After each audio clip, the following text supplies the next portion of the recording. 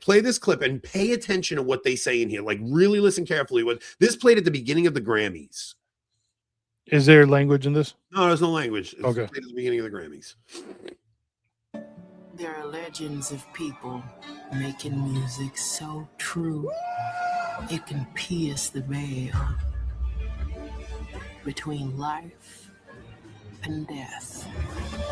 The Delta Blues is a form of healing and affirmation of the existence of a people who dream, who built, who fought, who loved. It is both sacred and profane, simple yet complex, both human and divine. It's powerful magic that reshaped global culture in its image. Our movie was about that power, and a song about those people. It's about a music that pierces the veil between the human and the divine. It's both sacred and profane. This movie starts off with a kid who's the son of a preacher. They call him Preacher Boy because he's the son of a preacher. And the preacher is telling his son, don't go hang with those people and play that dark music. I'm telling you, the devil lurks there. The kid goes there. And the whole movie is about these white vampires that come. And everybody has this idea that the movie is about white people and it's like revenge porn. It's a racist revenge porn because the main guy at the end, it starts off as a vampire movie. And then the guy at the end, he goes and murders all the KKK guys and stuff. But the deeper theme that's going on here, there's a point where the vampire is about to kill the kid and the kid starts saying the Our Father and the vampire starts saying it along with him. And it's an Irish vampire trying to associate like the Irish plight with the black plight. And he's like, oh man, they tried to force this religion down on me too. And the words still bring me comfort. And he's saying the Our Father along with the guy. He's like, the words still bring me comfort, but I had to break free of this. The kid's father, the preacher, the vampires all wind up dying. The kid runs back to his father, and the whole thing was about the father telling him this music is evil. Don't play with me. And the kid's holding a guitar in his hand, and he runs back into the church where his dad is at the end of the movie. And his dad's like, repent of your sins, son. Come back to me and let go of the guitar. The kid comes to the father, and the father hugs him and looks like he's biting him like a vampire. Like it's really twisted imagery that the Christian preacher is also the vampire. Right. He doesn't let go of the guitar and he runs out of the church, and then you see him later in life playing blues music. Like this whole thing is this twisted vision of a religion that comes along with this music. And this music is a religion, comes with a morality and a liturgical dance. When you look, it's the same reason, like why do you think there's no more rock music? Like it was. I mean, I'm sure there's new rock artists, but it's not like it was when we were growing up. You remember there was like there's not a rock station in New York on regular radio anymore. Really? There's no rock station in New York. It's all hip hop. These producers, these Jewish producers of music, saw the way that hip hop influenced the culture. They saw they don't even want white kids listening to rock anymore. They want white kids listening to this debauched hip hop. They want your daughters listening to Nicki Minaj. They want your daughters listening to Cardi B, who's talking about WAP and just the most degenerate filth you can possibly imagine. Now, it still doesn't have the same effect on white people that it does on black people. It's still a black thing. But so that the CIA takes hip hop and they globalize it and they send it into all these countries in South America and in all these, and they use hip hop to overturn governments. Like you think towards the 60s when they used rock like that, right? Like you think in the 60s they used rock music for that same thing, the Beatles and everything, it was all revolutionary stuff. But hip hop from its inception comes from like Jamaica. And it starts in this. It starts as blues. No, it absolutely does. Actually, jazz probably, right? Probably starts as jazz, then develops into blues. Jazz, blues, but like blues. You listen to like Robert Johnson, who is like the first real like black blues musician. Like a lot of his songs are about like demons. Like meeting a demon at the crossroads and making a deal with the demon in all this stuff. Well, you think about even in the Roaring 20s. In the Roaring 20s, you have jazz music, right? And you have all these white people that want to go to the black clubs because, but there's something so promiscuous about black culture with this music. Like, along with this music, like, there's something demonic inherent in this music that makes people lose their inhibitions. So, like, I was listening to Joel Webbin and Calvin Robinson talk about rap music. They changed the frequencies and stuff, like the Rothschilds and stuff, and I'm like, I don't know. Like, that's a big. That's like I think Calvin Robinson saw some YouTube video and he was like, "Oh, this is what happened." I don't think it's that deep. I just think that they saw the power that this. I mean, you're talking about like African tribal beats, right?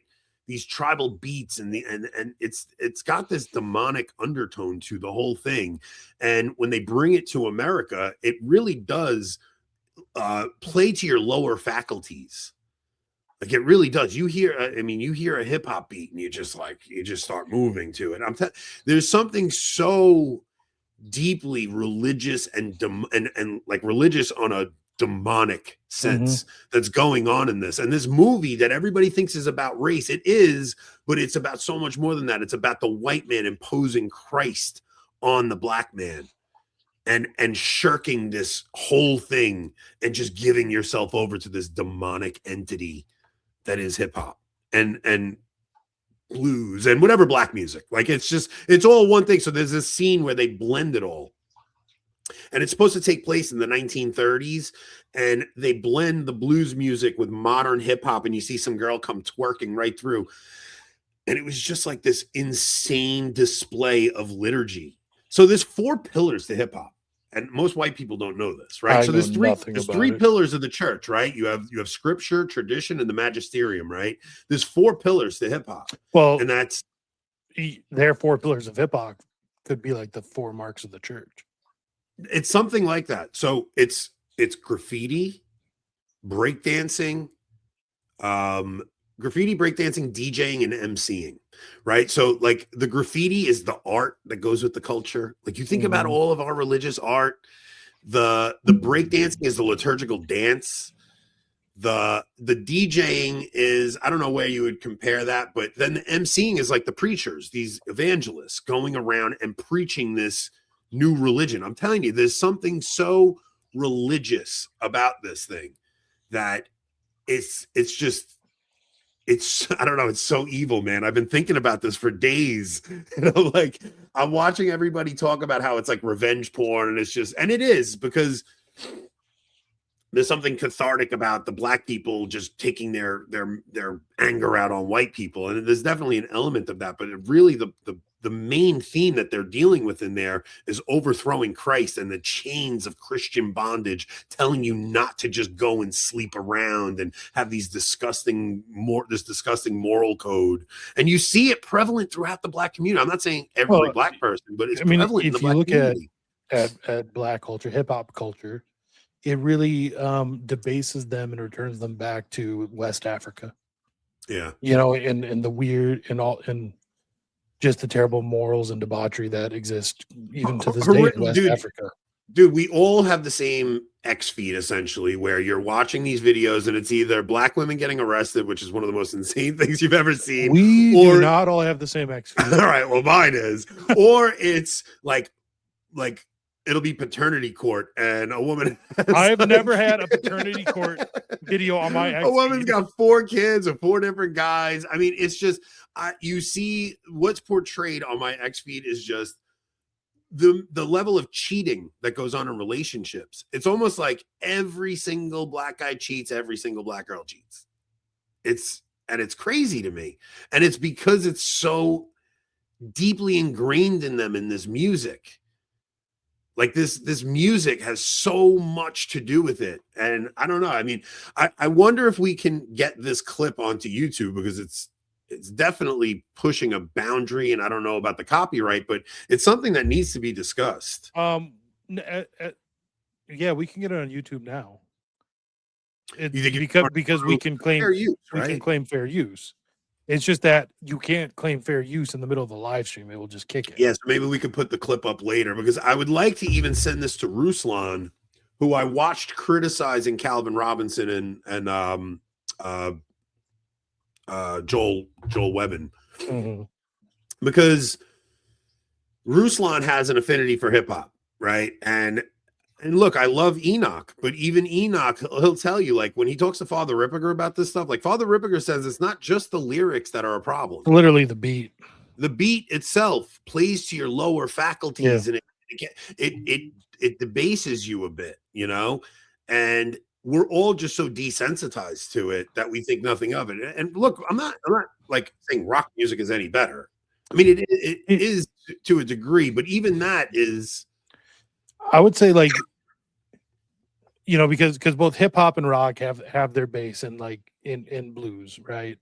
And in rock, you know, early rock, shortly after transition from blues, with, you know, like Elvis and in that era, it has that same almost sort of, you know, beat and syncopation and so forth. well, Rob, But think about mosh pits. Think about mosh pits. We Well, used to go to mosh pits. You're yeah. losing yourself in the mosh pit. Right, Like, right. Those same base faculties. But not always, because as rock transitioned, you started, like, they would incorporate, you know, symphonic melodies and stuff. I'm sure there are some decent. I'm not saying it like entirely, but it's still like you. But yeah, there's definitely some forms of, you know, black metal, death metal, things like that. Obviously, not good. I mean, you think back to Ozzy Osbourne, Black Sabbath, and you think back, like, they tried to do with rock what they had in hip hop, but I'm telling you, what they had in hip hop was such a more possessive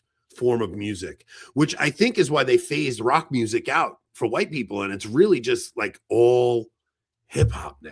It's all you hear everywhere. Every white kid's listening to Kanye, or they're listening to J. Cole, or they're listening to. Kanye's got one good song. I like a lot of Kanye. Like, I'm saying this, and I like hip hop. Like, it's not.